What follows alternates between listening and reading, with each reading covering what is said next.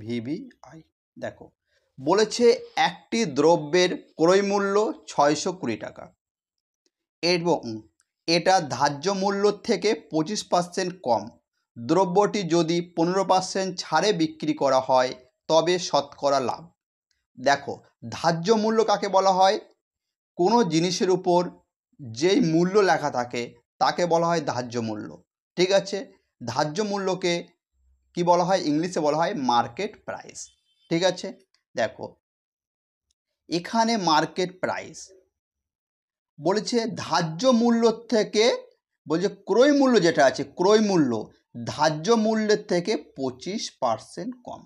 তাহলে ধার্য মূল্য আমি 100 ধরেছি, তাহলে ক্রয় মূল্য বলেছে এর থেকে 25 কম, তাহলে ক্রয় মূল্য কত হবে?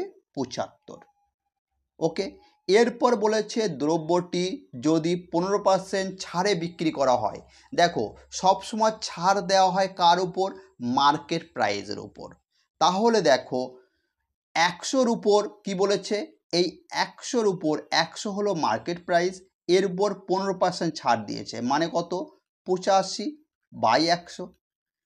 100 কেটে গেল, তাহলে 15% ছাড় দিয়ে কী করেছে? বিক্রি করেছে। তাহলে সেলিং প্রাইস কত হয়ে গেল? সেলিং প্রাইস হয়ে গেল 85। ওকে, এরপর কি বলেছে? শতকরা লাভ। দেখো কিনেছে 75 টাকায়, বিক্রি করেছে 85 টাকায়। কিনেছে 75, বিক্রি করেছে কত? 85, লাভ হয়েছে কত? 10 টাকা। আর শতকরা বের করতে বলেছে গুণিত 100। 5 2 10, 5 15 75, 5 3 15, 5 20 100।